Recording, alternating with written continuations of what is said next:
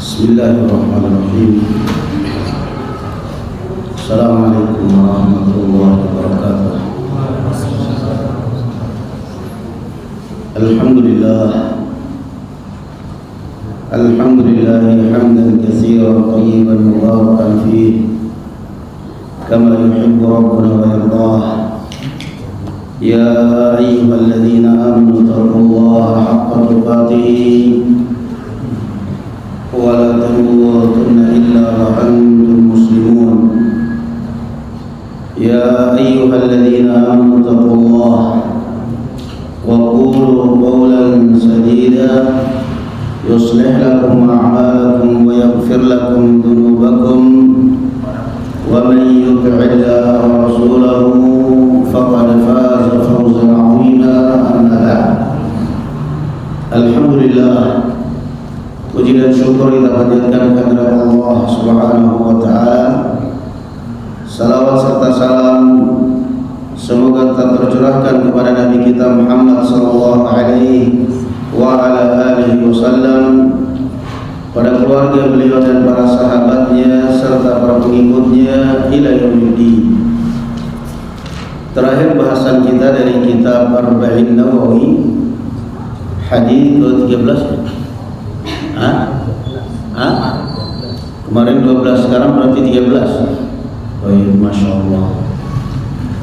Sekarang kemarin pembahasan kita hadis 12, yaitu min husni islamil mar'i tarkuhu ma la ya'ni. Termasuk baiknya Islam seorang meninggalkan yang tidak bermanfaat, meninggalkan hal-hal yang tidak bermanfaat. Sekarang kita masuk pada hadis yang ke-13. Qala al-Imam An-Nawawi rahimahullahu ta'ala an Abi Hamzah Anas bin Malik radhiyallahu anhu khadim Rasulillah sallallahu alaihi wasallam anin Nabi sallallahu alaihi wasallam. Dari Abu Hamzah Anas bin Malik, pelayan Rasulullah sallallahu alaihi wasallam, bahwasanya Nabi sallallahu alaihi wasallam bersabda, la yu'minu ahadukum hatta yuhibba li akhihi ma yuhibbu li nafsihi. Tidaklah sempurna keimanan kalian sampai ia menginginkan pada saudaranya apa yang dia inginkan untuk dirinya sendiri. Rawahul Bukhari wa Muslim. Hadis ini diriwayatkan oleh Imam Al-Bukhari dan Imam Muslim.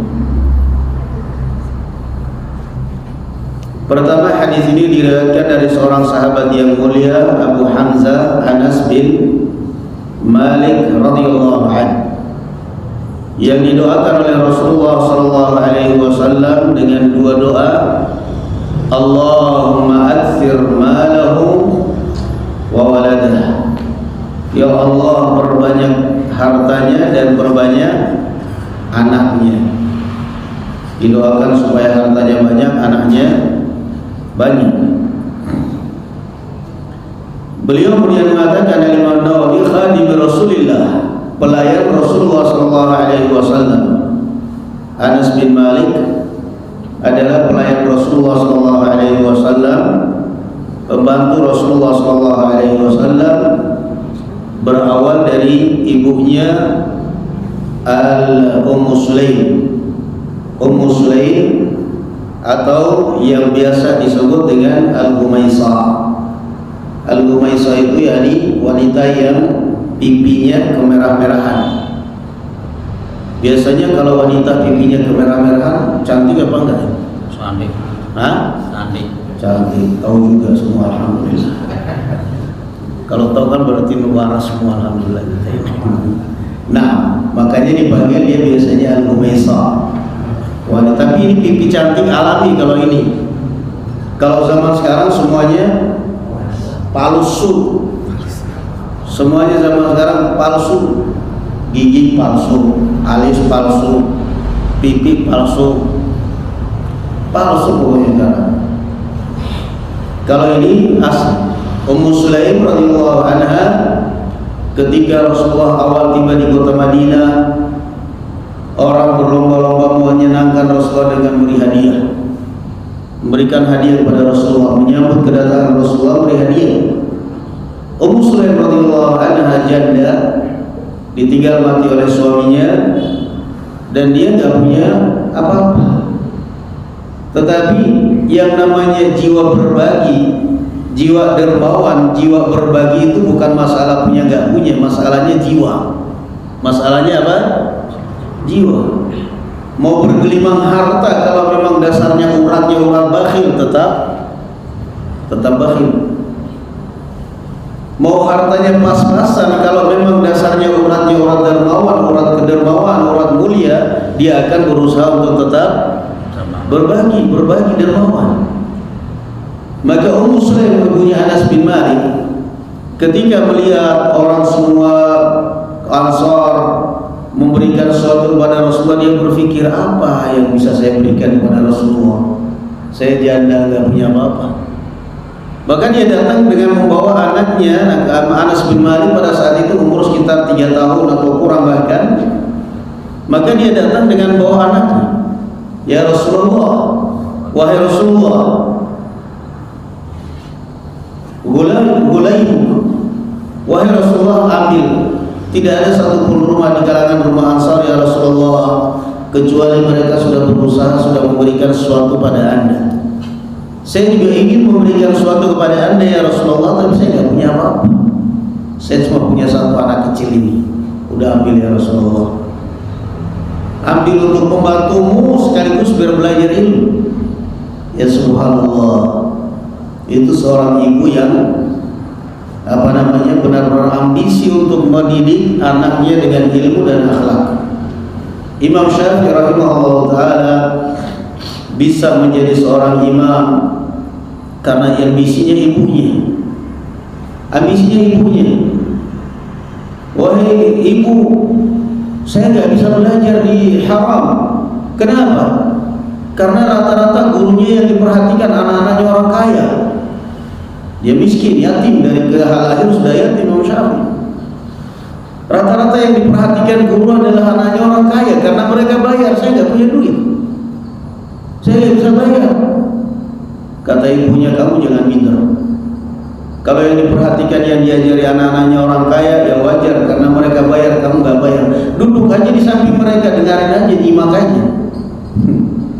Kamu nggak usah belajar, nggak apa-apa, nyimak aja. Ketika anaknya orang kaya diajarin, kamu nyimak, hafalin, dengarin aja, nguping aja. Nguping. Lama-kelamaan begitu dites oleh gurunya, Imam Syafi'i lebih lancar hafalannya daripada anaknya orang kaya. Syafi'i kecil, begitu dites giliran ujian dia lebih lancar daripada murid-murid yang menjadi prioritas itu tadi. Kamu dari mana? Saya cuma dengar aja. Subhanallah, hafalannya copy paste itu kalau komputer. Akhirnya dia Imam Syafi'i pun akhirnya diizinkan nggak usah bayar, tapi dengan syarat ngajarin anak-anak yang baik. Dia belajar ngajar. Allahu Akbar. Itu adalah wanita-wanita contoh teladan bagaimana mereka ingin supaya anak mereka berhasil di dalam agama, berhasil di dalam menimba ilmu. Maka Ummu Sulaim radhiyallahu anha, ibunya Anas bin Malik radhiyallahu anhu arda, juga demikian. Maka dia menitipkan Anas bin Malik kepada Rasulullah sallallahu alaihi wasallam, sehingga Anas bin Malik radhiyallahu anhu bebas bolak-balik ke rumah Rasulullah, sesekali pulang ke rumah Rasulullah, menjadi khadamahnya Rasulullah. Ada satu kisah yang unik dari kisah Anas bin Malik ketika masa kecilnya itu. Tatkala Rasulullah SAW dan para sahabat menggali khandak, menggali parit di sekeliling kota Madinah karena ada rencana Madinah mau dikepung oleh kaum musyrikin dari segala penjuru. Maka atas saran dari Salman Al-Farisi radhiyallahu anhu arda, supaya kota Madinah dikelilingi dengan apa? Parit, sehingga pergerakan lawan bisa terpantau. Dari mana masuknya kuda itu bisa terpantau dari jauh. Di tengah mereka menggali parit, lapar, itu sampai mereka mengganjal perutnya dengan batu. Perut itu, batu itu diikat di perut, kayak gini, supaya ketika membungkuk, ngangkat pasir, ngangkat batu itu nggak neku itu perutnya, nggak neku di atas ke bawah, itu nggak neku, diikat. Jadi ya kira-kira kebayang lah. Jadi diganjal kan bukan kenyang, tapi biar gak nekuk aja. Melihat kondisi seperti itu, Abu Talha radhiyallahu anhu, suaminya Ummu Sulaim, bapak tirinya Anas bin Malik, pulang ke rumah istrinya. Mereka dalam keadaan miskin juga ya. Dalam keadaan miskin. Ummu Sulaim, iya suamiku, saya kasihan melihat Rasulullah SAW sampai perutnya diikat batu karena laparnya. Ada sesuatu untuk memberi makan Rasulullah? Ada, tapi palingnya 3 orang doang. Masak, Muslim masak. Setelah masak, Anas bin Malik yang anak kecil pada saat itu dikirim, panggil Rasulullah tapi bisikin di telinganya Rasulullah ya, jangan kedengaran orang lain. Kalaupun Rasulullah mau ngajak boleh 2 orang, 3 orang dengan Rasulullah. Anas bin Malik pergi, bisikin telinganya Rasulullah karena udah akrab, pembantunya Rasulullah biasa bolak-balik. Rasulullah, ibu saya mengundang Anda untuk makan di rumah, makan siang di rumah. Kalau Anda mau ngajak, boleh ngajak 2 orang saja. Benar ibu mengundang? Iya. Apa kata Rasulullah? Wahai para sahabatku, kita diundang Ummu Sulaim. Suruh diam-diam ngajak paling banyak 2 orang. Rasulullah mengundang semua orang sahabat, 400 orang lebih. Jatahnya cuma 3 orang yang datang, 400 orang lebih. Kita diundang Abu Talha, diundang Ummu Sulaim. Keluar semua orang dari parit. Gimana sih orang dari dalam keadaan lapar tiba-tiba ada yang undang makan? Belum makan aja rasanya udah kenyang ya. Kita diundang Ummu Sulaim. Datang para sahabat berbondong-bondong ke rumah Abu Talha.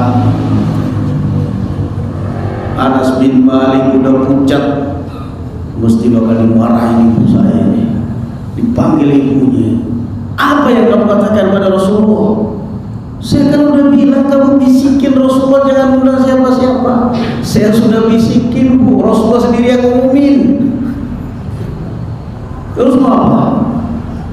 Abu Talha berkata kepada istrinya, waihaki ya Ummu Sulaim, celaka kamu wahai Ummu Sulaim. Kau bilang apa tadi sama Anas bin Malik? Kamu gak suruh dia supaya bisikin? Saya sudah bilang wahai suamiku. Abu Talha udahlah, mending daripada malu mending pergi aja udah. Abu Talha daripada saya nanggung malu, jatah 3 orang yang datang 400 orang, udah mending assalamualaikum urusin sendiri. Muslim nyerah. Ummu Sulaim radhiyallahu anha dengan tenang tegar menyatakan Allah wa Rasuluhu a'lam. Sudahlah biarin aja, Allah dan Rasul yang ngatur, udah saya nggak tahu. Yang jelas berarti semua saran saya sudah dijalankan. Bisikin Rasulullah, jangan sampai ada yang tahu. Rasulullah yang mengumumkan berarti tahu apa yang terjadi. Begitu masuk di rumah Ummu Sulaim, kata Rasulullah, wahai Ummu Sulaim, jangan diangkat dulu masakan dari tungkunya, jangan diangkat, biarkan dulu di tungkunya. Panci jangan diangkat dari kompornya, biarkan. Kamu keluar dari dapur wahai Ummu Sulaim, biar saya masuk dapur, biar saya jadi pelayan, saya yang jadi pelayan. Ummu Sulaim radhiyallahu anha keluar dari dapur, ibunya Anas bin Malik keluar dari dapur, Rasulullah sallallahu alaihi wasallam masuk dapur, para sahabat, kemudian Rasulullah pun melayani para sahabat, makan sampai kenyang semuanya, bahkan bungkus untuk jatah malam. Kenyang makan semuanya 400 orang lebih sampai bungkus untuk jatah malam. Kata Ummu Sulaim radhiyallahu anha, setelah para sahabat pulang ke rumah, pulang ke tempat kerjaan masing-masing dan kondisi perut kenyang semuanya, saya masuk dapur, makanan kami gak ada yang kurang sedikit pun. Subhanallah. Apa namanya? Mukjizat. Itu diantara kisah yang ajaib dari kisah siapa? Ibunya Anas, keluarga Anas bin Malik radhiyallahu anhu arda. Kisah dari ibunya siapa? Anas bin Malik. Kisah yang kedua lagi yang heroik ini Muslim, masya Allah. Kisah yang kedua lagi setelah nikah sama Abu Talha, bapak tirinya Anas bin Malik, pernikahan mereka menghasilkan buah hati, anak lahir. Anak lahir, kemudian Abu Talha biasa berguru, biasa pergi belajar pada Rasulullah, menimba hadis, menimba ilmu. Satu saat anak mereka sakit. Anak mereka sakit. Suaminya gak ada di rumah. Di mana suaminya? Lagi berguru pada Rasulullah SAW, lagi belajar ilmu. Kata istrinya, jangan ada yang memberitahu suami saya, biar saya sendiri yang beritahu. Udah, gak usah nangis, gak usah apa-apa, ini semuanya qadar Allah. Jangan ada yang beritahu suami saya, biar saya beritahu sendiri suami saya. Malam Abu Talha pulang. Namanya juga orang mesti pulang ke rumah pertama kali yang ditanyakan siapa? Anaknya. Apalagi ini anak pertama. Dalam keadaan apa? Sakit lagi. Otomatis kan pikiran. Sampai di rumah, Abu Talha tanya, gimana anak kita? Apa jawab istrinya? Huwal an askan mimma kana qabl. Kata istrinya, alhamdulillah, dia sekarang lebih tenang daripada sebelumnya.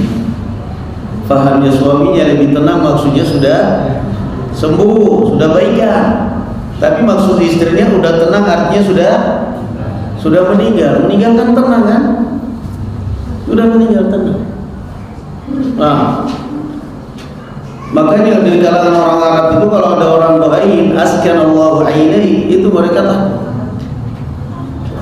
Askanallahu ainai, semoga Allah menenangkan matamu, itu artinya berarti mati. Kalau mata udah gak kedip berarti mati. Maka dua versi ini, pemahaman Abu Talha maksudnya anaknya sudah membaik, sementara istrinya maksudnya anaknya sudah meninggal. Udah santai aja Abu Talha, karena pikiran dia seperti itu. Jadi anaknya meninggal, dimandikan sendiri. Jadi ibu yang masya Allah luar biasa mental, banci benar. Padahal biasanya seperti ini mesti yang pertama kali menjerit siapa? Wanita, apalagi ibunya. Suaminya datang pun udah gak kenal, kamu siapa itu? Padahal suaminya sendiri. Tapi ini kan dimandikan, dijafani, taruh di kamar, diletakkan di kamar, ngerti suaminya mau pulang dandan. Nah wajarnya istri kan begitu, ngerti suaminya mau pulang dandan, supaya apa? Supaya suami ketika apa yang dilihat di jalan itu dilihat juga di dalam rumah. Kalau zaman sekarang kan kebalik, suaminya istri kalau mau dandan, kalau mau kondangan, dandannya cantiknya, wanginya luar biasa. Begitu pulang di rumah, masya Allah, amin. Akhirnya suaminya pikirannya berantakan aja sudah. Nah kalau zaman dahulu di dalam Islam enggak. Istri itu dandan untuk suami. Istri itu dandan bukan untuk suaminya orang, untuk suami sendiri. Kalau kondangan baru dandan, itu namanya dandan untuk suaminya orang, menyenangkan suaminya orang. Maka Ummu Sulaim radhiyallahu anha ngerti suaminya mau datang, dandanan, baisan, nyambut suami supaya suaminya selera. Begitu suami datang lihat istrinya seperti itu, udah dilayani makan. Setelah makan di kamar, itu istri yang luar biasa. melayani suami dari dapur sampai urusan tempat tidur. Ya, istrinya buat suaminya bukan kayak kucing suruh makan sendiri habis itu ditinggal. Makan ditemani. Setelah itu diajak kamar. Setelah semuanya makan, semuanya sudah di kamar, semuanya sudah, baru Ummu Sulaim radhiyallahu anha ngajak ngobrol suaminya. Ngajak ngobrol suaminya apa? Wahai suamiku, kira-kira bagaimana pendapatmu kalau ada orang meminjamkan, tetangga meminjamkan barangnya kepada kita, lalu kemudian setelah kita pakai diminta kembali oleh tetangga barang pinjaman itu, kita berhak nggak untuk menahan barang itu, hai suami? Jawab suaminya apa kira-kira? Kira-kira jawab suaminya apa? Berhak apa enggak? Nggak berhak ya? Orang tetangga meminjamkan kepada kita barang, taruhlah mobil, taruhlah motor, kita pakai. Setelah kita pakai motor itu, barang pinjaman itu diminta kembali oleh tetangga. Boleh nggak kita menahan barang itu? Nggak boleh. Nggak boleh. Mau nggak mau kita harus apa? Kembalikan, dan kita harus relakan, memang itu pinjaman. Kata suaminya, ya nggak boleh kita tahan, kita harus ikhlaskan karena itu pinjaman. Karena itu pinjaman, ya kita harus ikhlaskan kalau diambil yang punya. Kata Ummu Sulaim radhiyallahu anha, "Ihtasib ibnak." Ikhlaskanlah kepergian anak kita. Anak kita sudah diambil kembali yang meminjamkan. Kaget Abu Talha. Jadi dari tadi kamu itu gini, ternyata anak kita udah meninggal. Iya. Mau apa lagi? Abu Talha marah. Tadi mau marah siapa yang dimarahin juga? Oh, takdir Allah Subhanahu wa taala. Sudah terima. Esok hari Abu Talha datang kepada Rasulullah SAW. Diceritakan kemudian apa yang dilakukan oleh istrinya dalam keadaan anaknya masih diranjang mayat di dalam rumah, sempat melayani suaminya makan, melayani suaminya diranjang. Ini wanita top luar biasa. Ini luar biasa ini. Zaman sekarang kadang-kadang bukan anaknya yang meninggal, kadang-kadang saudaranya, sampai berpekan-pekan istrinya masih aja penampilan acak-acakan, sampai suaminya tidur di pos kamling saking pusingnya kepalanya. Melihat di dalam rumah seperti itu, disuruh dana nggak mau, dan suaminya tidur di pos kamling. Masih mending daripada tidur na'udzubillah. Akhirnya Rasulullah tanya, "A'arrastumul lailah?" Kalian semalam dalam keadaan anakmu masih diranjang mayat, sempat-sempatnya kalian manten juga? Abu Talha tersenyum malu. Ya, dia tanya begitu ya Rasulullah. Kerjaan istri saya, Masya Allah, ini istri yang baik, istri yang solehah, Masya Allah, melayani suami. Rasulullah, kata Rasulullah, Allah barakallahu lakuma fi lailatikuma. Semoga Allah memberkahi pengantin kalian semalam. Tidak lama ini mereka punya anak lagi, semuanya hafid Quran, semuanya ulama, Masya Allah, berkah dari doanya Rasul SAW. Ini dua kisah atau dua kejadian dari ibunya Anas bin Malik radhiyallahu anhu. Siapa tadi namanya? Ummu Sulaim radhiyallahu anha, atau biasa dipanggil siapa? Siapa tadi? Al-Umaysah. Apa artinya tadi? Si pipi merah. Jadi gak apa-apa kalau punya istri pipinya merah, gak apa-apa panggil Al-Umaysah. Kalau punya istri pipinya hitam, As-Suwaidah. Kalau gak ngamuk tapi Suwaita itu artinya apa? Pipi hitam. Kalau nggak ngamuk, dari kampung ini repot. Tapi kan Umaysah bagus. Itu nama anak juga bapak, Umaysah. Itu tadi sahabat hadis yang kita baca, yaitu siapa tadi? Anas bin Malik radhiyallahu anhu, Abu Hamzah. Beliau mengatakan, Rasulullah SAW bersabda, la yu'minu ahadukum, tidaklah sempurna keimanan kalian, hatta yuhibba li akhihi ma yuhibbu li nafsihi, sampai dia menginginkan pada saudaranya apa yang dia inginkan untuk dirinya sendiri. Apa sak-sakan di depan masih kosong ini, dan duduk di pintu ini, depan masih kosong, pulang di belakang, sini juga masih kosong semuanya. Nah itu dong yang datang belakangan jadi enak.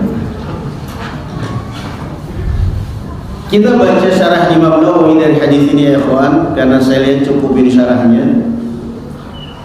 Al-ula an yuhmala dhalika ala umum al-ukhuwati hatta yashmul al-kafir wal muslim, fayuhibbu li akhihi al-kafir ma yuhibbu li nafsihi min dukhulihi fil Islam, kama yuhibbu li akhihi al-muslimi dawamahu ala al-Islam. Kata Imam An-Nawawi rahimahullahu taala, masyaallah.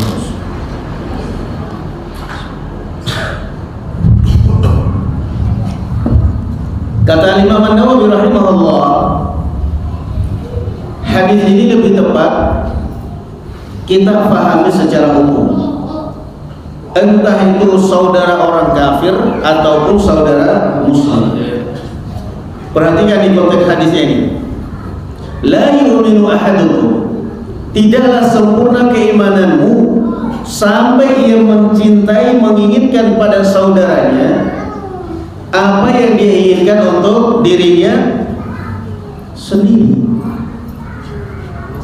Kata Imam An-Nawawi rahimahullah, yang benar hadis ini kita pahami secara umum. Kalimat li akhihi, kepada saudaranya, ada nggak di antara muslim, di antara antum di sini mungkin bahkan, atau di antara muslim ada nggak yang punya saudara orang kafir? Coba jawabannya ada nggak? Ada nggak yang antum tahu, antum muslim punya saudara kafir? Hah? Ada kan? Nah, berarti dia saudara dia. Maka kata Imam An-Nawawi rahimahullah, hadis ini coba antum fahami ini syarahnya. Ini penting karena selama ini kita memahami hadis ini seakan-akan ini hanya berkisar kepada saudara kita apa? Muslim lah, umum. Yang benar hadis ini kata Imam An-Nawawi, apa namanya? La yu'minu ahadukum, tidaklah sempurna keimananmu sampai kamu menginginkan pada saudaramu, entah itu saudaramu yang kafir maupun saudaramu yang muslim. Apa yang kita inginkan pada saudara kita yang kafir ya ikhwan? Yang kita inginkan pada saudara kita yang kafir adalah apa? Mereka masuk Islam. Masuk Islam. Sebagaimana kata beliau, yang kita inginkan pada saudara kita muslim adalah mereka istiqamah di atas Islam. Bisa dipahami ini ucapan Imam Nawawi? Nah, artinya apa? Barakallahu fikum ya ikhwan. Kita melihat orang kafir, mereka mau menyembah berhala, mau menyembah apa saja, mau apa saja, mulut jangan sekali-kali nyinyir, apalagi menghina, merendahkan, jangan.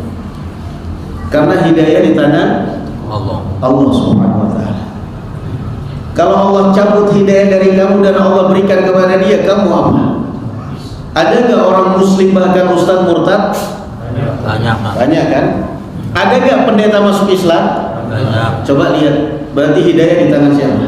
Allah. Maka kita nggak boleh mau melihat orang Islam, bahkan mohon maaf pelacur sekalipun, jangan pernah menghina orang. Jangan pernah menghina orang, karena tidak menutup kemungkinan barakallahu fikum esok hari dia taubat kembali ke jalan yang benar. Gak taunya yang ini diberi hidayah taubat kepada Allah, yang pakai hijab disesatkan, lepas hijab gantian dipakai oleh dia. Lalu apa? Kita melihat orang kafir beribadah kepada selain Allah, menyembah berhala, menyembah ini, doakan mudah-mudahan Allah beri hidayah kepada Islam. Ada saudaramu berbuat bid'ah, orang muslim berbuat bid'ah, hati-hati lesanmu. Karena kita ini kadang-kadang yang pasojin kalau ngomong, ya Allah ini orang bid'ah melulu. Haram, gak boleh. Mereka berbuat seperti itu karena kejahilan. Berbuat maksiat. Ada sebuah riwayat ya, walaupun ada sebagian ulama melemahkan, tapi memang masya Allah biasanya begitu. Man ayyara musliman man ayyara ahadan bidhanbin lam yatawaffahu Allah hatta yaqa'a fi. Kata Rasulullah, orang biasanya kalau biasa memaki dan mencela orang dengan suatu dosa, biasanya sebelum meninggal dia akan terjerumus dalam dosa itu juga, atau paling tidak keluarganya. Ada orang tua kadang-kadang melihat anak tetangga, anak-anaknya dilarang, nggak boleh kamu bergaul dengan anak tetangga, rusak semuanya. Nah. Anak tetangga mereka rusak semuanya. Nggak boleh kamu bergaul dengan anak mereka. Nggak tahunya misalnya anaknya lebih parah dari anak-anak tetangga. Kenapa? Biasa menghina orang. Biasa menghina orang. Di dalam Al-Quran apa? La yaskhar qaumun min qaum. Boleh kalau memang anak tetangga itu rusak, boleh kamu larang anakmu, hati-hati nah. Saya ingin kamu baik, tapi jangan menghina mereka. Tidak ada orang tua yang ingin anaknya rusak. Makanya sekali lagi saya ulangi syarah Imam Nawawi, hadis ini apa tadi? La yu'minu ahadukum hatta yuhibba li akhihi ma yuhibbu li nafsihi. Tidaklah akan sempurna keimananmu sampai kamu menginginkan pada saudaramu apa yang kamu inginkan untuk dirimu sendiri, termasuk saudara kita non muslim. Kita melihat mereka orang kafir, kita melihat mereka berpakaian gak menutup aurat, jangan sekali-kali menghinakan orang. Memang bisa boleh dikata, memang kita sekarang lebih baik dari mereka. Kenapa? Kita sholat, mereka nggak sholat. Memang kita lebih baik dari mereka sekarang. Kenapa? Kita ibadah, mereka nggak ibadah. Muslim, mereka kafir. Tapi yang menjamin bahwa selamanya kita akan seperti ini terus-terusan dan mereka seperti itu terus-terusan, ada jaminan? Nggak ada jaminan. Innamal a'malu bil khawatim. Amal itu tergantung pungkasannya. Nah, makanya ada seorang ulama ditanya, ya Syekh, saya punya tetangga dan dia nggak pernah sholat, apa yang harus saya lakukan menyikapi dia ini bagaimana ya Syekh? Ajak dia sholat, selesai. Ajak dia sholat. Kemudian apa? Kun hakiman wala takun hakiman. Jadilah kamu seorang yang bijaksana dan jangan kamu seorang hakim, menjadi seorang hakim atas manusia. Dan ini biasa kita. Kalau sudah ada sesuatu mesti pertanyaan bagaimana menyikapi. Paling sebal kalau ada pertanyaan seperti itu. Bersikap bijaksana. Kemudian kata beliau, walihada kana du'a'u bil hidayati lil kafiri mustahabban. Oleh karena itu dianjurkan untuk selalu mendoakan hidayah kepada orang kafir. Kita lihat ada orang kafir sombong, ada orang kafir kelihatan masya Allah banget kok sampai seperti itu. Kita doakan hidayah, Allah hadiah. Hadallah. Semoga Allah memberi hidayah. Sekafir-kafirnya Fir'aun, serusak-rusaknya Fir'aun, Allah memerintahkan Nabi Musa dan Harun untuk mengajak Fir'aun kepada hidayah. Idhaba ila fir'auna innahu tagha faqula lahu qawlan layyinan la'allahu yatadhakkaru aw yakhsha. Disuruh pergi menemui Fir'aun, ucapkan di hadapan Fir'aun ucapan yang lemah lembut. Kenapa? Hidayah itu sangat dekat. Subhanallah. Qala wal hadithu mahmulun ala nafyi al-kamil am al-iman al-kamil. Nafil iman al-kamil amman la yuhibbu li akhihi ma yuhibbu li nafsihi. Hadis ini maknanya kata beliau adalah iman, yakni penafian iman yang sempurna. La yu'minu ahadukum ay la yakmul, tidak sempurna keimanan. Tidak sempurna keimananmu bukan berarti tidak beriman sama sekali. Wal muradu bil mahabbati iradatul khairi wal manfa'ah. Dan yang dimaksud dengan menginginkan atau mencintai pada saudara kita adalah menginginkan kebaikan dan menginginkan manfaat untuk saudara kita. Tsummal muradul mahabbatud diniyah la mahabbatus syar'iyyah. Kemudian yang kedua yang dimaksud adalah kecintaan agama, bukan yang syariat. Naam, bukan kecintaan sekedar manusia. Fa inna tiba'al basyariyata qad takrahu husul al-khair.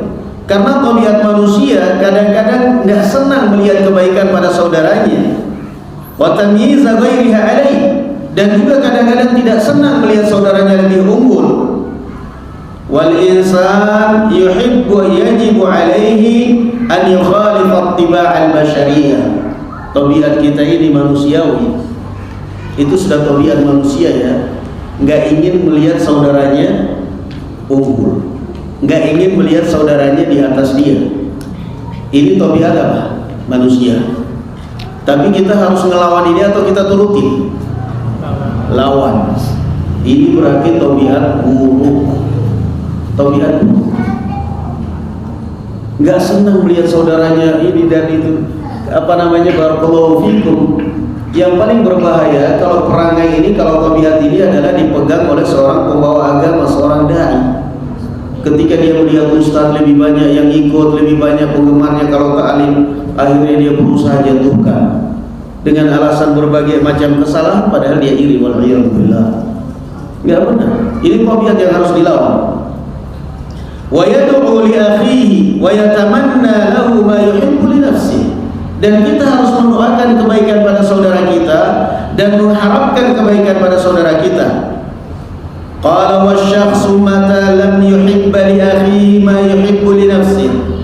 Dan kapan kamu tidak menginginkan kebaikan pada saudaramu seperti yang kamu inginkan untuk dirimu sendiri, kana hasudan, maka berarti Anda adalah seorang yang hasad.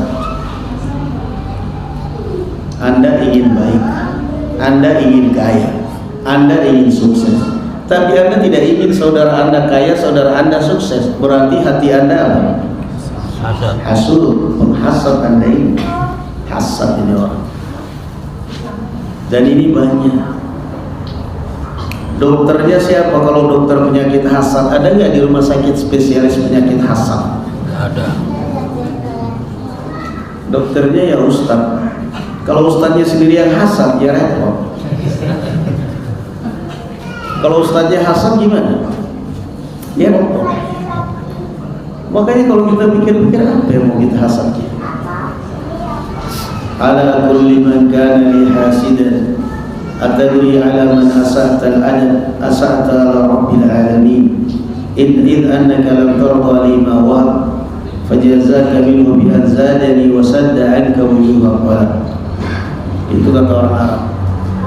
Tahukah kamu wahai orang-orang yang hasad, kamu itu bukan berburuk adab, bukan rusak adabmu kepada orang yang kamu hasadi, tapi kamu buruk sangka kepada Allah. Kenapa? Dengan kamu hasad pada orang berarti kamu tidak ridha dengan pemberian dan pembagian Allah. Kan begitu. Seakan-akan protes. Ya Allah, kenapa dia dibagi? Saya sarjana ekonomi, dia SD. Kenapa dia dikasih banyak, saya enggak ya Allah? Kan protes begitu dia. Maka biasanya orang seperti ini fajazaka minhu bi anzadani wa sadda anka wujuhal qalb. Orang yang seperti ini biasanya makin hasad makin nyungsep. Sementara orang yang diiri, yang dihasadi makin maju. Kenapa? Orang yang hasad itu setiap melihat saudaranya sukses, doanya selalu jelek. Kapan hancur?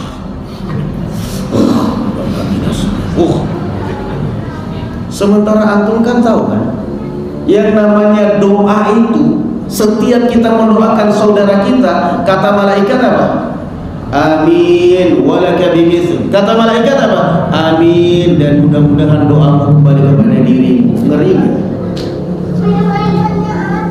Orang hasad lewat di depan toko saudaranya, pembeli banyak malah antri. Itu matanya udah, ya Allah, mudah-mudahan Lewat di depan toko saudaranya, pembelinya antri banyak, bukannya Masya Allah, Alhamdulillah, Subhanallah, luar biasa ya Allah, berkahilah usaha saudara saya ini. Kalau dia doanya begitu kan apa? Kata malaikat, amin, dan mudah-mudahan kamu juga usahanya berkah. Enak kan? Tapi ini enggak. Matanya udah pokoknya kayak orang gila aja udah ngeliatinnya, dalam hatinya atau terucap, Masya Allah, mudah-mudahan bangkrut, mudah-mudahan ya jalan usahanya, mudah-mudahan terlilit hutang, apa? Setiap doa yang kamu ucapkan kata malaikat, amin, mudah-mudahan doamu kembali kepada kamu. Amin, mudah-mudahan doa kembali kepada kamu. Enggak taunya dia yang bangkrut, dia yang nyungsep. Makanya hati-hati. Sekarang untuk apa kita hasad? Hasad itu manusiawi, tabiat manusia.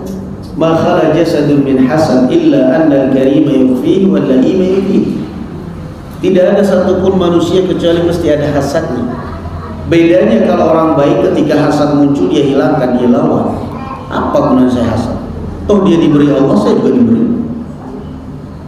Tapi kalau orang buruk ketika hasad muncul dia akan tampakkan. Apa kata Muawiyah bin Abi Sufyan? Kullun nas astati'u an urdi'a illa al-hasad. Siapapun saya mampu membuat dia ridha kecuali satu. Hanya satu orang di dunia ini yang tidak bisa saya bikin dia ridho. Siapa? Orang yang hatinya hasad. Nggak bisa. Orang yang hatinya hasad nggak bisa dibikin ridho. Kamu nolong dia, kamu nolong padahal dia dalam keadaan terjepit, tetap aja jelek-jelekan kamu. Begitu ditegur istrinya, Mas, jangan gitulah Mas. Kamu ingat dia kemarin juga waktu kamu sakit dibantu sama dia. Kalau bukan dibantu dia kamu udah mati mungkin. Apa kata dia? Segitu aja udah sombong. Hah? Tanggapannya begitu. Tetap aja itu orang hasad. Kata dia, bantu segitu aja udah sombong. Saya juga bisa kalau bukan karena sakit, bisa mati begitu. Ya Allah, itu ada. Makanya kata Muawiyah bin Abi Sufyan apa? Semua orang di dunia ini saya bisa bikin dia ridho kecuali satu orang, orang yang hatinya apa? Hasad. Kita mau ngasih ini dalam kondisi terjepit, tolong ambillah Mas, ini terimalah Mas, saya ikhlas lillahi ta'ala, saya bukan utang, bukan apa, saya ingin bantu Anda, saya bukan berarti merendahkan Anda, terima bantuan dari saya. Terima, tapi matanya melengos mukanya. Makasih. Orang hasad. Karena ya Allah kirain terima kasih, makasih. Itu orang hasad. Sakit parah di rumah, udah mau mati. Istrinya sampai telepon minta ampun, tolong Pak, tolonglah Pak, suami saya Pak, tolong Pak. Bapak punya mobil, saya bukannya nggak mau Bu, tapi kan Bapak tahu suaminya bagaimana dengan saya. Saya datang ke situ nanti suaminya nggak mau. Insya Allah mau Pak, tolonglah Pak, bantu suami saya Pak, bawa ke rumah sakit. Ya Bu, kasihan karena istrinya nelpon terus datang pakai mobil. Pak, ayo tuh Pak, ada mobil Pak datang. Oh iya ya boleh, pakai baju. Begitu pakai mobil itu, mobil siapa? Mobilnya ini. Oh udah, alhamdulillah udah sembuh. Gak apa-apa. Makasih Pak, saya udah sembuh Pak. Makasih. Bukan sembuh, hasad. Tetap aja iri-iri, padahal udah mau mati. Tuh kan Pak, kata yang datang tetangga itu kan, Bu, saya kan bukannya nggak mau nolong Bu, tapi bukan tahu sendiri gimana suaminya ke saya. Semenjak saya beli mobil, suami ibu lain dengan saya nggak tahu, entah mungkin hasad atau apa. Jadi mohon maaf Bu. Ya mohon maaf Pak, saya juga nggak tahu kok suami saya begitu. Yang ini pulang masuk kamar, istrinya masuk kamar, mati sekalian kamu ya. Udah tak panggilin dasar kalau dengki tapi jangan kayak gitu, mati sekalian aja. Nah, susah dibikin gitu orang kayak gitu. Makanya obati itu termasuk penyakit hati. Obatnya apa? Amputasi. Diamputasi hatinya. Sampai di orang itu dosa hasad. Mau lihat temanmu istrinya lebih cantik, dosa hasad. Alhamdulillah pintar dia milih istri, boga keburu kayak gitu aja. Kenapa? Kamu punya mata, dia punya mata. Siapa suruh lu milih yang gak cantik, dia cantik, Masya Allah. Kamu pintar banget milih istri, saya gak pintar. Begitu aja sampai. Gak usah hasad. Kenapa? Semua itu rezeki sudah dibagi oleh Allah Subhanahu wa Ta'ala. Ngelihat teman mobilnya bagus, kamu mobilnya biasa aja, alhamdulillah. Senang aku lihat teman-teman saya mobilnya bagus, mobil saya nggak bagus, jadi nggak ada yang pinjam, alhamdulillah.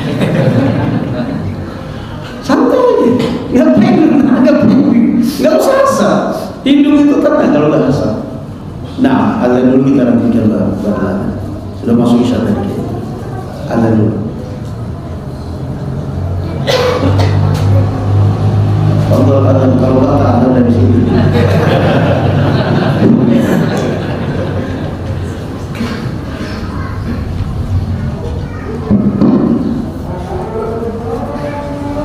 Allahu Akbar.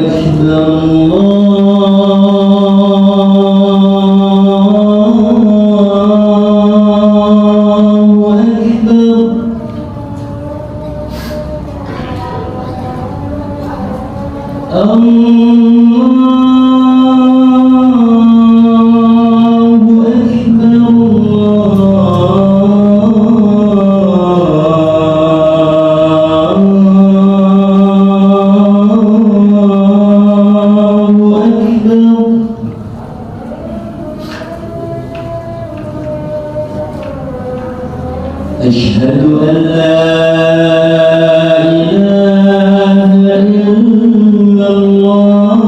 إلا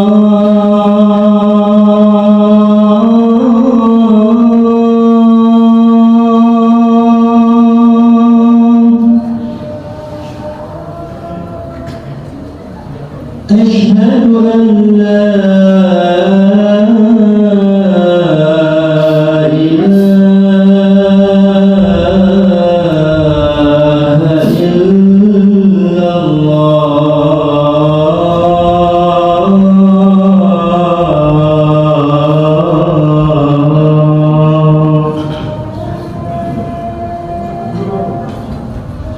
أشهد أن محمدا رسول الله.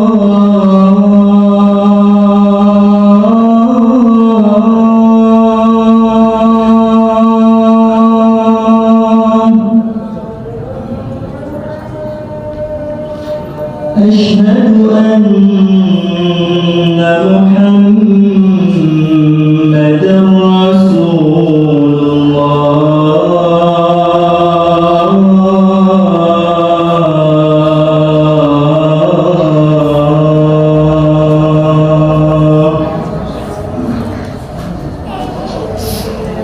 حي على الصلاة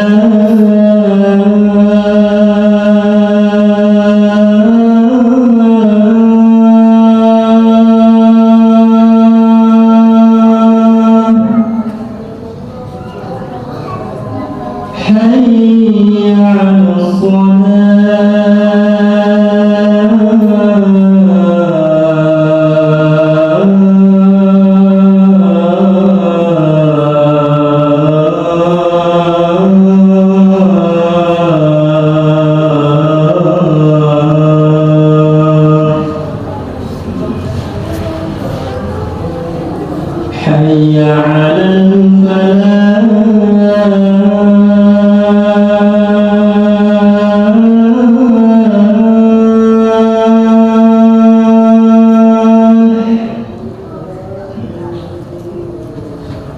حي على الفلاح حي على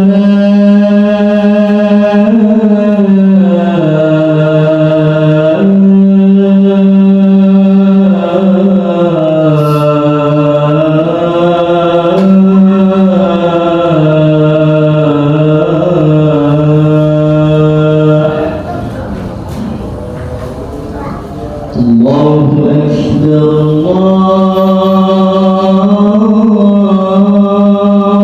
الله أكبر لا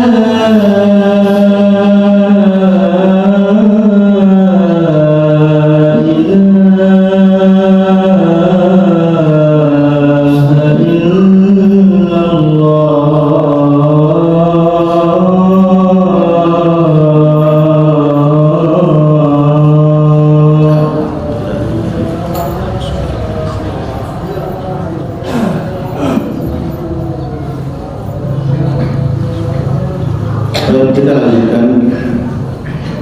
Tadi tabiat manusia jelas, barakallahu fikum, dia iri melihat orang yang di atasnya. Yang kedua, tabiat manusia dia tentunya selalu ingin berada di atas orang lain. Itu tabiat manusia.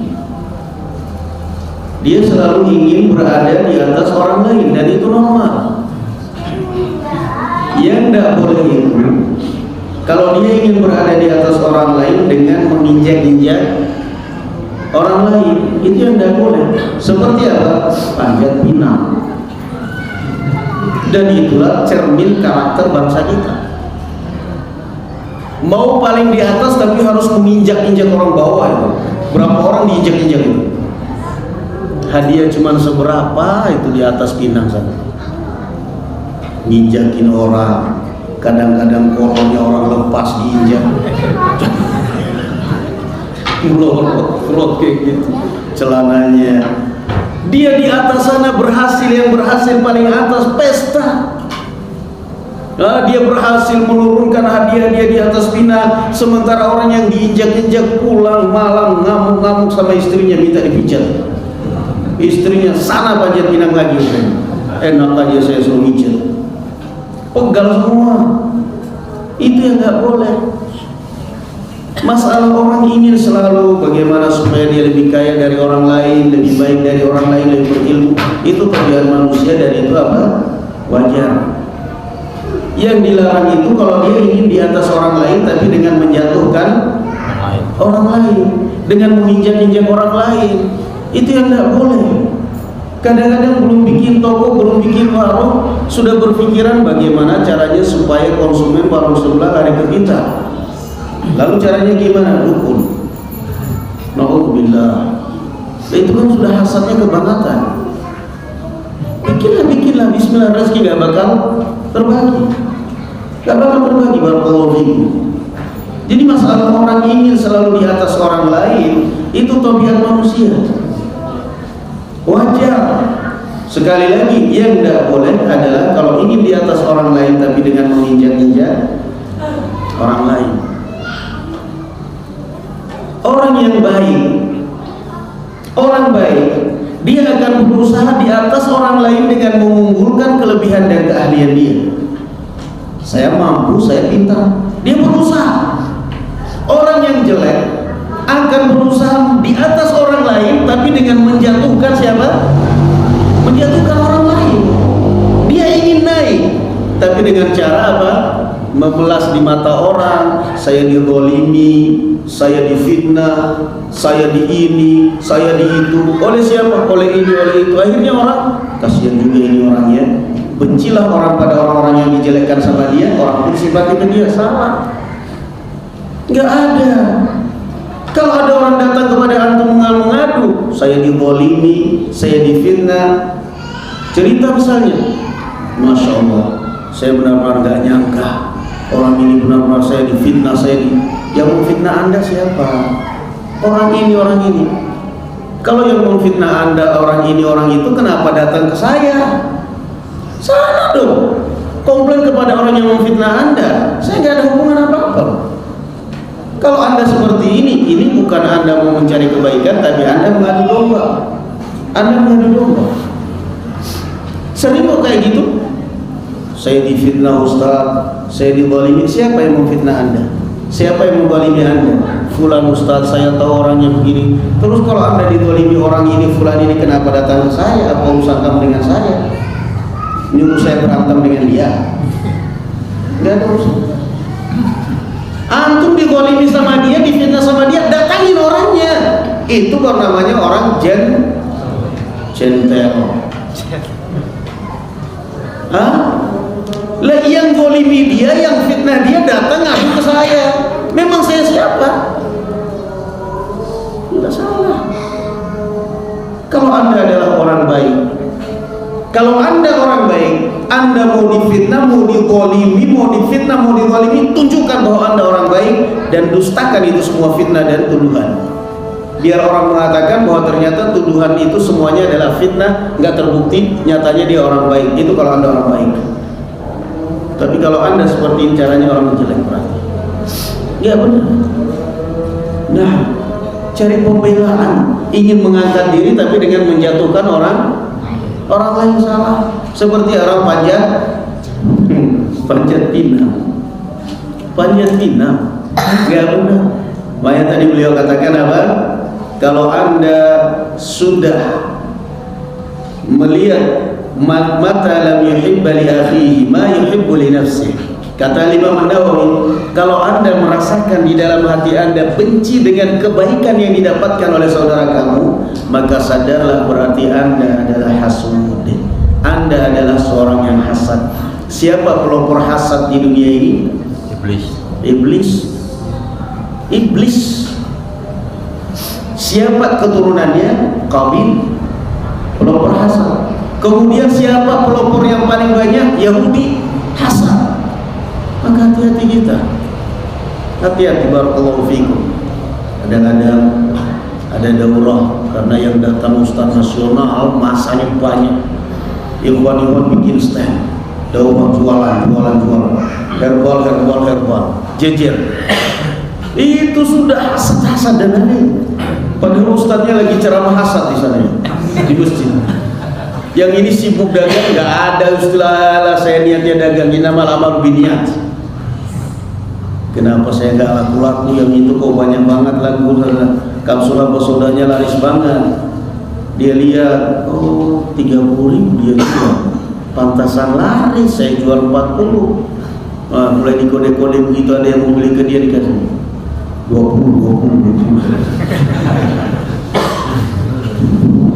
Laris ke 20. Ditanya, kamu jual 20 itu untung nggak? Nggak untung. Kenapa kamu jual 20? Kesal. Jengkel dia yang lari, saya nggak ada yang laku. Yang penting pokoknya konsumen lari ke saya. Dan kenapa sampai seperti itu? Malu nggak kita sama ibu-ibu di pasar yang jualan jeruk? Nggak pernah ngaji. Jualan jeruk jejer 10 orang, 5 orang dijual. Ibu-ibu loh ini, nyicipin di sini, beli di sebelah, nggak apa-apa. Iya kan? Nyicipin di sini, belinya di sebelah. Enggak, kemudian si ibu-ibu ngomong, ya santai aja. Lah masa mereka lebih baik tawakalnya daripada orang yang kali? Malu kita. Udah biarin aja. Kalau memang kamu jualnya standarnya segitu ternyata belum laku, berarti rezeki kamu belum di situ. Bisa jadi rezeki kamu dari yang lain. Rezeki kamu dari yang lain. Doain aja. Mudah-mudahan dia jual segitu herbalnya 30.000 cepat habis, nanti dia ngambil sama saya. Lebih bagus kan? Ya Allah, mudah-mudahan habis, cepat habis. Mas, kalau habis ngambil dari saya biar punya saya habis. Itu kan waras. Kerja sama. Kemudian kata Imam Nawawi, wal hasadu kama qala al-Ghazali yanqasimu ila 3 aqsam. Hasad itu terbagi menjadi 3. Al-qismul awwal, yang pertama, an yatamanna zawala ni'matil ghairi wa husuliha li nafsihi. Yang pertama adalah mengharapkan hilangnya kenikmatan yang didapatkan oleh saudaranya dan berharap mudah-mudahan pindah ke dia. Itu hasad. Dan ini haram secara mutlak walaupun dalam ilmu. Ya Allah, ini orang cerdas banget hafalan Qurannya, mudah-mudahan tiba-tiba dia jatuh supaya pikun linglung biar hafalannya hilang pindah ke saya. Haram, tidak boleh. Tapi kalau hasad seperti yang dikatakan oleh Rasulullah, hafal hasad kepada penghafal Quran, hafal hasad kepada orang berilmu, mudah-mudahan saya bisa hafal Quran lebih baik dari dia. Itu bagus. Nah, wathani, yang kedua, tingkatan hasad yang kedua, an yatamanna zawala ni'matil ghair wa illam yahsul lah, kama idza kana 'indahu mithluha aw lam yakun yuhibbuha wa hadha al-asharru wa hadha asharru min al-awwal. Yang kedua, mengharapkan hilangnya kenikmatan pada saudaranya, wa illam yahsullah, sekalipun dia tidak dapat seperti itu, kama idza kana 'indahu mithluha aw lam yakun yuhibbuha, maka ini lebih buruk dari yang pertama. Kenapa? Kalau yang pertama tadi dia mengharapkan mudah-mudahan nikmat kebahagiaan yang didapatkan saudaranya hilang dan pindah ke dia, ini haram. Tapi yang lebih buruk lagi, ada sebagian orang yang hasad. Kamu kenapa sih kok kamu hasad banget sama hartanya orang, sama teman kamu pingin kaya seperti dia? Enggak. Saya enggak rakus harta. Kalau enggak rakus harta, kenapa kamu hasad? Ya pokoknya saya pingin dia miskin, gitu aja. Saya ingin dia miskin. Nah ini berarti orang yang lebih buruk dari yang pertama, dan ini orang enggak waras. Ini orang enggak waras. La ilaha illallah.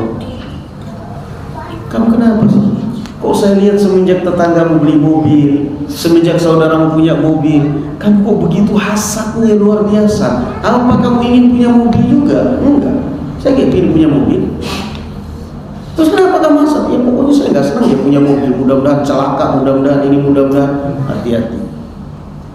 Tadi sudah saya ingatkan, orang yang hasad itu nggak bakal sukses, susah untuk sukses. Kenapa?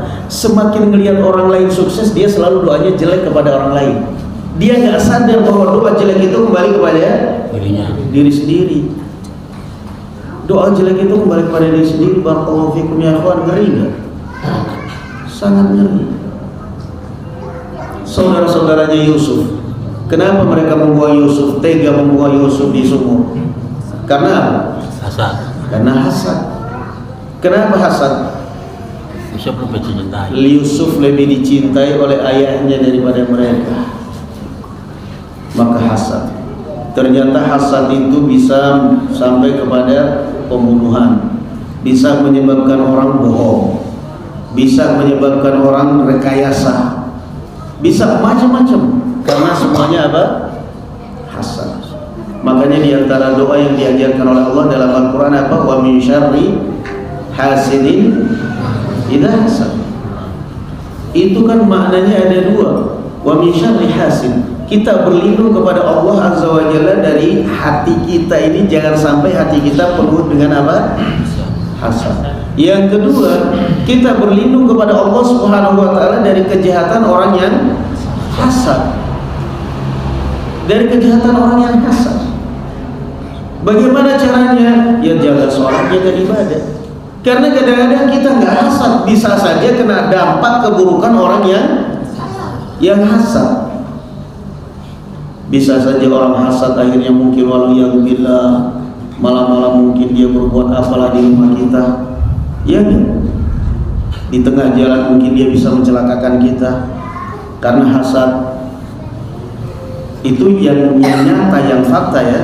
Tapi kalau di perkampungan sana, di pedalaman, di perkampungan, kalau orang hasad itu apa? Main santet. Itu kalau di perkampungan, main santet. Makanya kalau yang pelosok-pelosok gitu ya, yang di perkampungan yang banyak dukun, ngeri. Hampir tiap hari ngelihat petir jatuh. Tiap malam tabrakan itu meteor di atas. Kenapa? Iri-irian. Ada gak dukun sakit dibawa ke dukun yang lain? Gak ada. Makanya orang bodoh berobat kepada dukun. Sakit dibawa ke dukun, sementara dukunnya sakit dibawa kemana? Rumah sakit. Nggak mau otak orang. Ngapain kamu berobat ke dukun? Ada nggak dukun sakit dibawa ke dukun lain? Nggak bakal. Kenapa? Iri-irian mereka. Nggak pingin santetnya lebih unggul dari yang lain. Mereka saling santet satu sama yang lain. Prinsipnya mereka nggak kena pohonnya, kena rantingnya, nggak kena rantingnya, kena akarnya. Artinya apa? Nggak tembus bapaknya, anaknya, istrinya, pokoknya saat kenanya aja. Kirim-kiriman santet. Makanya ngeri. Kalau di pedalaman itu yang ngeri. Nah, kadang-kadang sekali lagi barakallahu fikum ya ikhwan, kita baik, nggak ada hasad, nggak iri kita pada orang lain. Kalaupun ada iri, artinya kita sepelekan aja. Tapi bisa jadi terkena dampak apa? Hasad dari orang lain. Mungkin kita kuat, mungkin kitanya kuat, bisa jadi istri kita yang tidak kuat. Kita kuat, istri kita kuat, bisa jadi anak kita yang kena. Maka kita dianjurkan untuk selalu apa? Melindungi anak-anak kita, melindungi keluarga kita. Di dalam setiap pagi dan sore kita zikir pagi dan sore, dalam setiap sholat kita zikir pada setelah sholat. Min syarri hasidin idza hasad. Jauhi dan lindungi aku ya Allah dari kejahatan orang-orang yang hasad. Karena bisa jadi hasad itu, hasadnya orang hasad bisa jadi mengenai harta kita, bisa jadi mengenai diri kita, bisa jadi dan bisa jadi dalam wujud apa? Penyakit apa? Ain. Kata Rasulullah sallallahu alaihi wasallam, al-ainu haqqun. Penyakit ain itu benar. Apa itu penyakit ain? Penyakit ain itu penyakit hasad.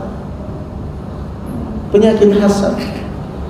Ada orang di kampung, dulu sekali saya ingat masih SD, si ibu gendong bayinya di luar, bayi sekitar umur 3 bulanan, digendong di luar. Lewat orang tua, dipegang ini bayi ini anakku apa namanya, bersih banget, cantik banget, ini banget, dipegang. Pergi ini orang tua, nangis, tidak ada berhenti sampai hitam. Itu bayi nangis sampai hitam. Satu kampung heboh, ini orang ternyata punya ilmu dukun, punya ilmu sihir. Mana buktinya? Dipegang, pegang doang langsung nangis hitam sampai kayak diam-diam itu anaknya, bayi. Satu kampung heboh, dituduh bahwa ini ibu ini punya ilmu santet, punya ilmu sihir tajam. Dianya sampai sumpah sampai disumpah satu kali, demi Allah saya nggak pernah belajar demi ini semua. Tetap aja dituduh. Ternyata bisa jadi penyakit apa? Ain. Penyakit ain. Jadi penyakit ain itu bisa jadi karena hasad, mata hasad, bisa jadi karena mata kagum. Mata apa? Kagum. Takjub. Wah, ini mobil luar biasa. Mobilnya sendiri ini. Saya belum pernah ngerasain mobil semewah ini. Mobil bagus, nomor 1 di dunia, top, udah pokoknya gak ada lagi saya. Begitu starter mogok, rasain. Mobilmu kena airmu sendiri, matamu sendiri. Jadi bisa jadi hasad ain itu, penyakit ain itu karena faktor mata apa? Mata hasad. Bisa jadi faktor mata apa? Takjub, kagum. Makanya kita diperintahkan kalau untuk kagum, kalau kagum pada seseorang, kalau kagum pada sesuatu mengatakan masya Allah atau subhanallah, masya Allah, subhanallah. Bisa juga mengenai istri orang. Makanya kalau melihat apa namanya adikmu, saudaramu, temanmu, misalnya takjub istrinya cantik, masya Allah, subhanallah, istrinya cantik, udah. Tapi bisa jadi kamu katakan, wah, luar biasa istrimu cantik sekali, ini bidadari dari surga, ini semuanya. Kena aib bisa jadi istrinya. Kenapa? Setelah itu pulang ke rumah, setelah kamu sanjung-sanjung seperti itu, istrinya berdiri di cermin terus. Memang benar ya, aku cantik banget, kenapa aku dapat suami jelek seperti ini? Bolak-balik di cermin istrinya. Sambil cerminan sambil melihat suaminya. Aduh. Tadi dia terngiang-ngiang terus tuh sanjungan itu. Apalagi yang nyanjung ini apa? Yang nyanjung ini orang gagah, ganteng, tampan, kaya raya. Mau apa?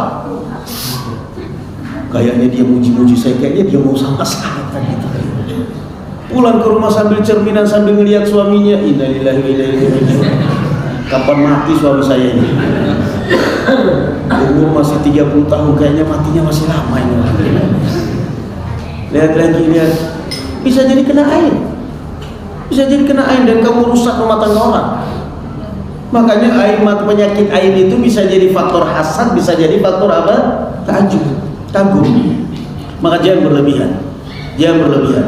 Yang ketiga terakhir kata Imam Nawawi tingkatan hasad, wasalis an la yatamanna zawalan ni'mati anil ghair.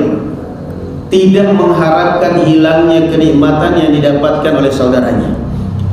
walakin yakrahu irtifa'ahu alaihi min al-hadhi wal manzilati. Namun dia gak senang orang ini lebih di atas dia. Jangan sampai orang ini lebih dari saya. Wa yarda bil musawah. Dia berharap udahlah kamu cukup segitu aja lah biar sama karirnya dengan saya. Jadi dia nggak ingin supaya saudaranya jatuh, dia nggak ingin supaya saudaranya sengsara, nggak boleh. Cuma dia nggak ingin saudaranya unggul lebih dari dia, pinginnya sama-sama lah. Nah, wala yarda biziyadah, wa hadha aidan muharram, dan ini juga haram. Li'annahu lam yarda bi qismatillah ta'ala, karena dia tidak ridha dengan pembagian Allah Subhanahu. Makanya seorang guru yang bijak, seorang guru yang baik, itu adalah guru yang mengharapkan muridnya lebih pintar dari dia. Itu dulu guru-guru kita yang mengajarkan seperti itu. Saya ingin kalian lebih pintar dari saya, anak sekalian. Tapi kalau ada guru agama yang tidak ingin muridnya lebih pintar dari dia, itu bukan guru agama, itu namanya guru silat.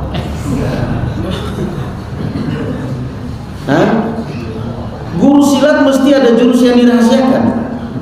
Kamu bisa mengalahkan gurumu kalau kamu belajar dari suku yang lain.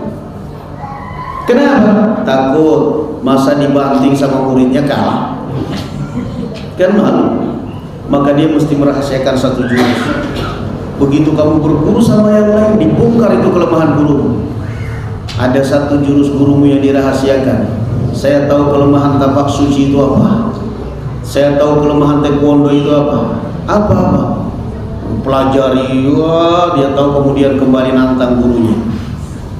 Dia pura-pura masih kayak dulu belum belajar. Wah, kamu hebat, kamu latihan sparring, ayo kita latihan. Begitu latihan, gurunya sekali antar jatuh sidak, gurunya malu. Jadi kalau ada ustaz yang tidak ingin muridnya lebih unggul dari dia, itu lebih pantas guru silat, bukan guru agama. Guru agama, guru sekolah-sekolah umum, itu dia berusaha bagaimana supaya muridnya lebih unggul daripada gurunya. Dia, itu guru yang benar. Saya ingin kalian murid-muridku lebih pintar dari saya. Yang penting jangan kebangetan, setelah pintar kerjanya ngeritikin saya melulu. Nasihatin begitu. Karena kan walaupun pintar, tapi kalau berbelingar kan berat. Begitu pintar ngeritikin ustadznya melulu. Ternyata ustadz saya itu kalau baca bahasa Arab, baca kitab dulu banyak salahnya. Ya udah, alhamdulillah kamu udah pintar, tapi jangan keblinger. Toh kamu pintar juga karena saya, cuman kamu lebih cerdas dari saya. Kan begitu. Mana ada manusia yang sempurna? Mana ada manusia yang sempurna? Jadi itulah. Jadi yang ketiga kata, jadi yang pertama tadi kita ulangi, hasad apa? Hasad. Yang pertama tadi apa namanya? Dia mengharapkan kenikmatan saudaranya hilang dan berpindah kepada diri sendiri. Itu yang paling banyak di Indonesia. Mau bikin warung, sudah selesai warungnya, sebelum begitu dibuka, ditanam dulu di depan warung tetangga tembakau. Setiap orang lewat kelihatan warung tetangga, nutup, dia yang buka. Berhari-hari nggak laku. Ditanya kenapa warung nutup terus? Loh, saya buka kok, katanya. Tapi kenapa setiap saya lewat nutup? Udah mulai feeling orang. Itu gak benar. Yang kedua apa tadi? Mengharapkan kenikmatan yang didapatkan saudaranya hilang, namun dia juga tidak mengharapkannya untuk dia. Intinya pokoknya sama-sama sengsara, sama-sama miskin, sama-sama kere, udah pokoknya yang penting dia senang gitu aja. Yang ketiga apa tadi? Dia tidak ingin saudaranya lebih dari dia, pokoknya paling gak sama.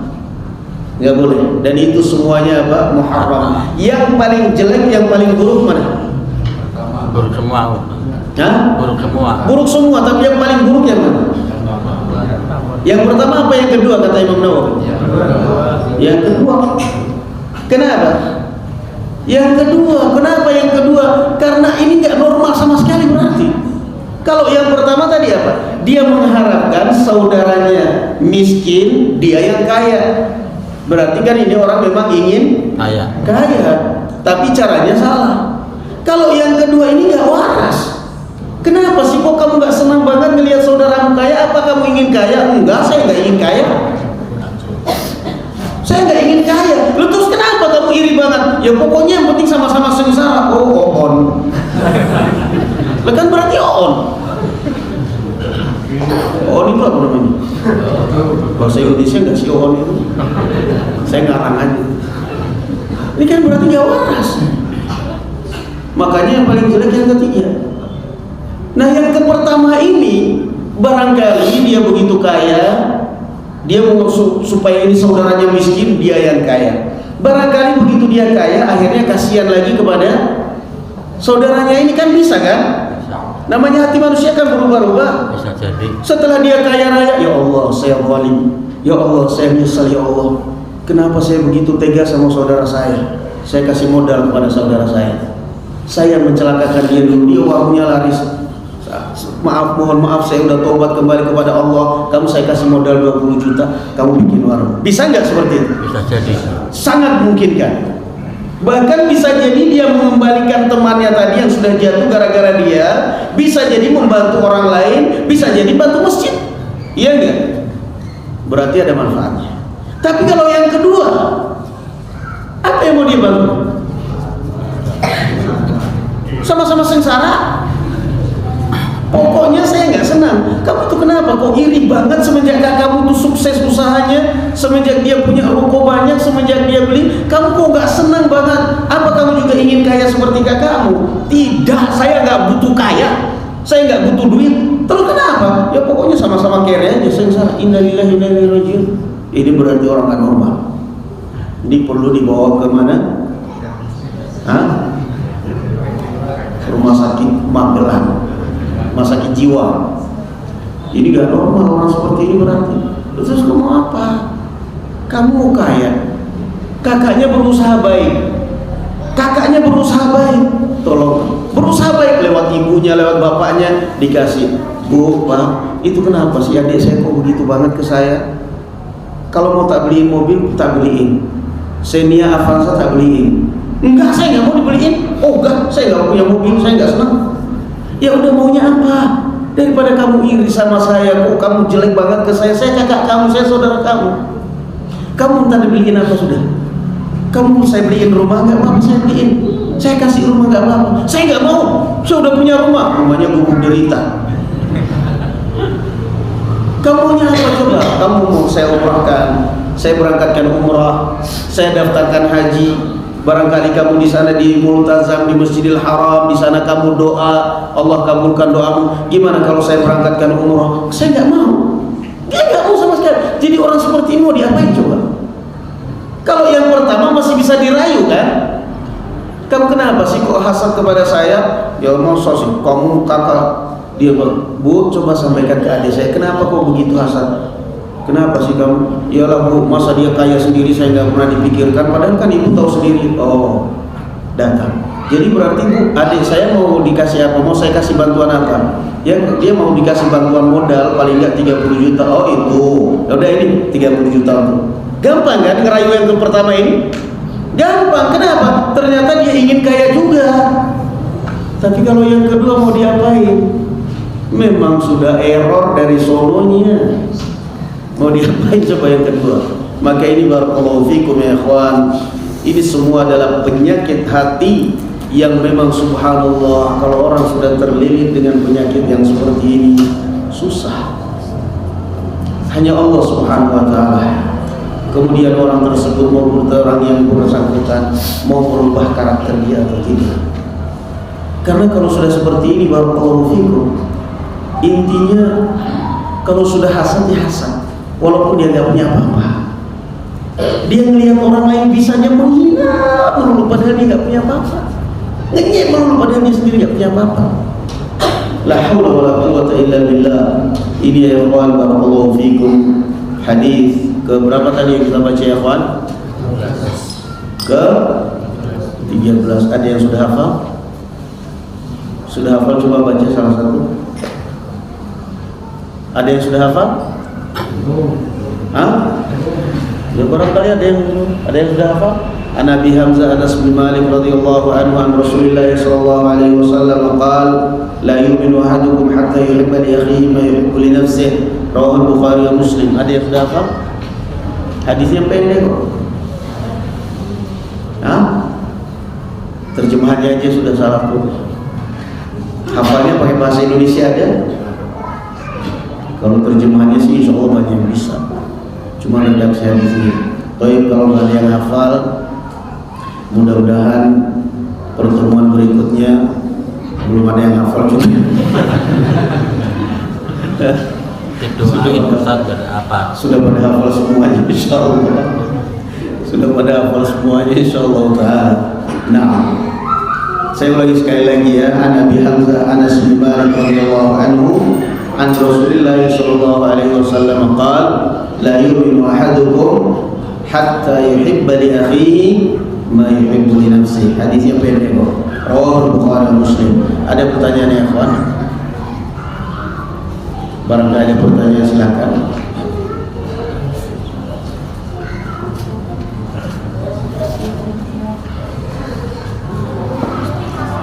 Masya Allah.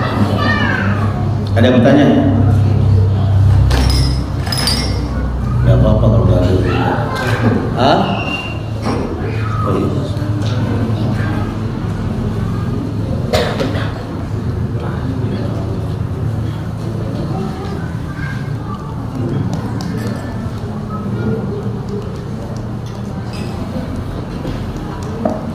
Kalau gak ada pertanyaan cukup ya.